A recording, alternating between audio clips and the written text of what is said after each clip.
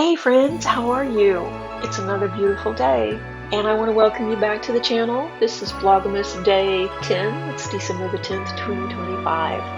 And I'm doing a review of some of the books I read in November. I really went on a reading spree and read quite a few.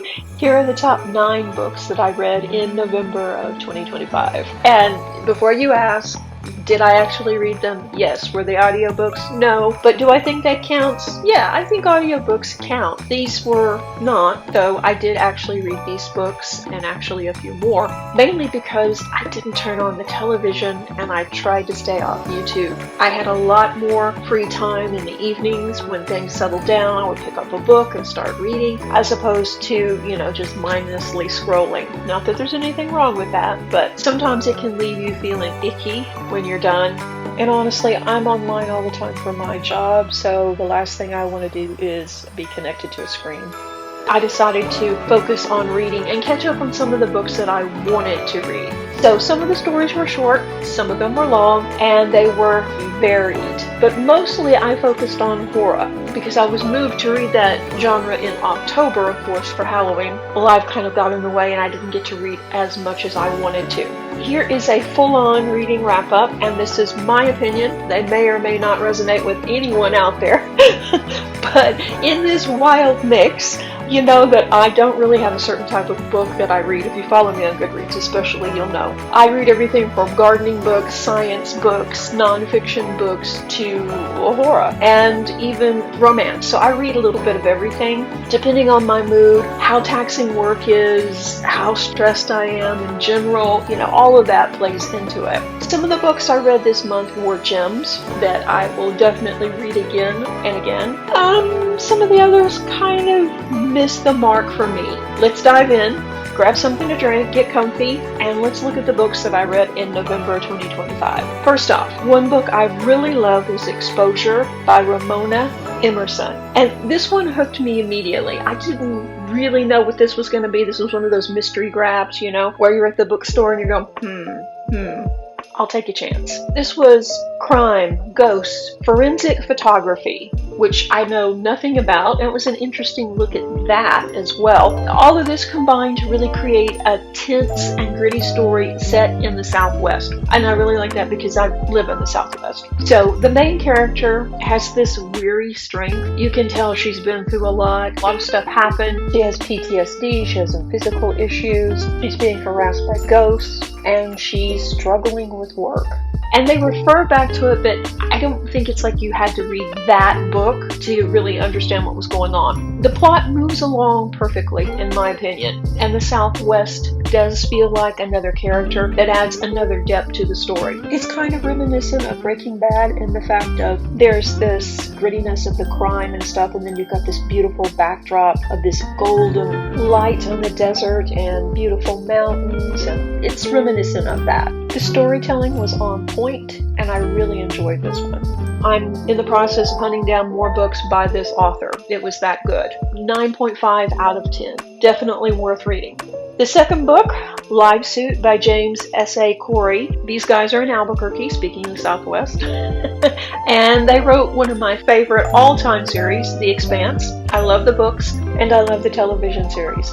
2 authors working together that created this. And if you haven't read The Expanse, I recommend it. And don't be put off by the size of the books because they're huge. But it's a very, very compelling story. So when I picked up Live Suit, I had high expectations. It delivered, but it wasn't The Expanse. Let me be clear on that. The world building is incredible, but it's not The Expanse. So keep that in mind. New characters, new plots. If you enjoy immersive sci-fi, like I do, with high stakes in a well-crafted universe that doesn't feel plotted or overly written, this book will grab you from the first page. I gave it an 8 out of 10 for pure sci-fi brilliance. It would have been a little bit tighter, but other than that, no, it was great. The next book, Blood Over Bright Haven by M.L. Wang. And this was something that was recommended to me. So, yeah, I took a chance on it.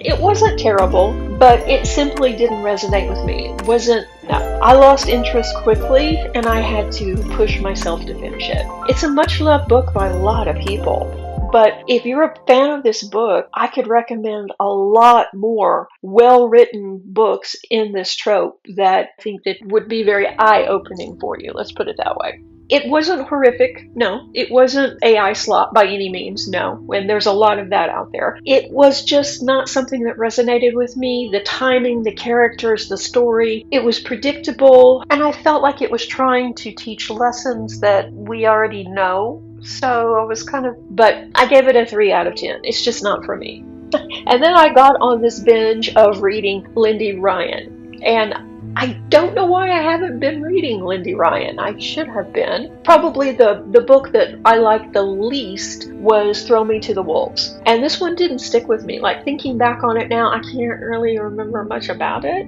And it could be because I was rather distracted with life. These aren't heavy-duty books where you're going to, take weeks to read. You can go through them in, easily 2 evenings. But they're good. They're very well written. The details are good. The plot moves along. It was a busy month, so yeah, I'd give it a 7 out of 10. The book I started reading Lindy Ryan with was Bless Your Heart. And it was a pleasant surprise. I just laughed when I looked at the cover. With a vampire face, and it's like, what is this? And I was like, is this some kind of cozy vampire novel? Oh my goodness. Which, nothing wrong with that. I do read cozy novels sometimes, but I didn't know what it was going to be. And I was really surprised. I knew it was going to be horror set in the South. Yeah, because of the title, Bless Your Heart. But I didn't expect the Southern setting to be so authentically rendered. So often we find people that are writing about a place they've never been, or fly in, fly out kind of thing. You have to really be immersed in culture to really pull it off. And especially more isolated places that people don't visit often. I mean, how many people go to the South as tourists? You go, you do what you're supposed to do, and you leave.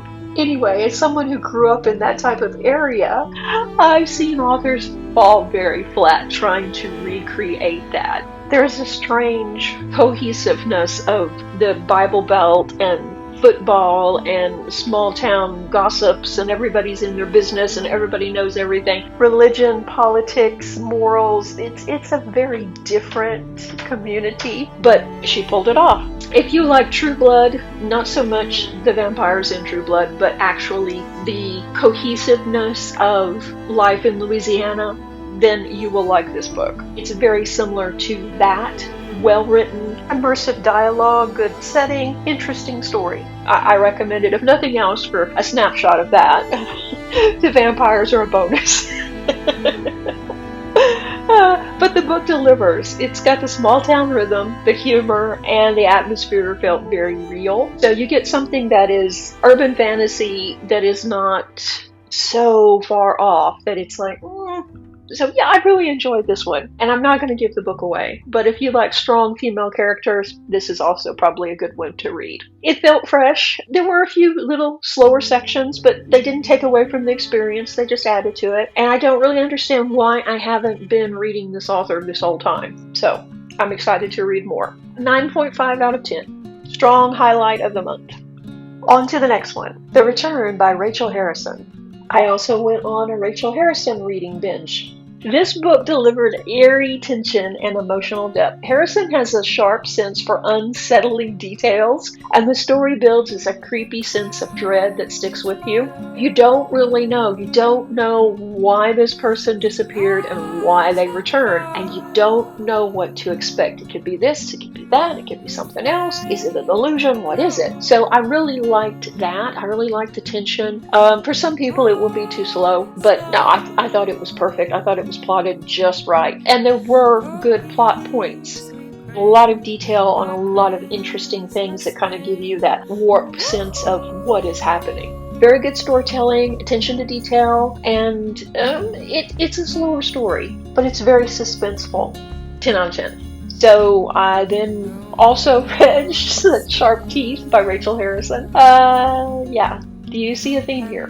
When I find an author I read the entire collection. So I continued my Rachel Harrison binge. Strong characters, dark humor and horror that never feels forced. It doesn't feel like, okay, in this chapter we have to write something creepy, or in this chapter we have to throw in a ghost or something supernatural. It doesn't feel like that. She's not writing from a recipe book, if you know what I mean, where some books really feel like they have that template out and they're just checking things off. The emotions are on point in this one. Tension is there, and it holds to the entire story. It's vivid, though. So if you're a sensitive reader, this may not be for you. But if you're a sensitive reader, you're probably not going to be reading this genre anyway. In my opinion, everything that was in the book felt purposeful rather than just gratuitous. So it's not one of those books either. Really like this author. Don't know why I haven't been reading her my entire life, but okay. I gave this one an 8 out of 10. But wait, there's another one. So Thirsty by Rachel Harrison. This is a book that kicked off my Harrison reading spree. The opening immediately hooks you, and the story balances horror with emotional clarity and human tension. It's interesting in how the characters are going through this very different take on the vampire trope. And it's a more real take on friendship and circumstances, and not just a glorified sexy vampire in a castle kind of read. If you're looking for that, this is not it. It's a very interesting book, and that's the first one that I picked up for Rachel Harrison. And and then that was it. I was hooked on her work. 9 out of 10. I think I've got another one, Cackle, I think, that I haven't read yet, so maybe I'll have time for it in January. I'm doing this Christmas blogging stuff, which is cutting into my reading time. So yeah.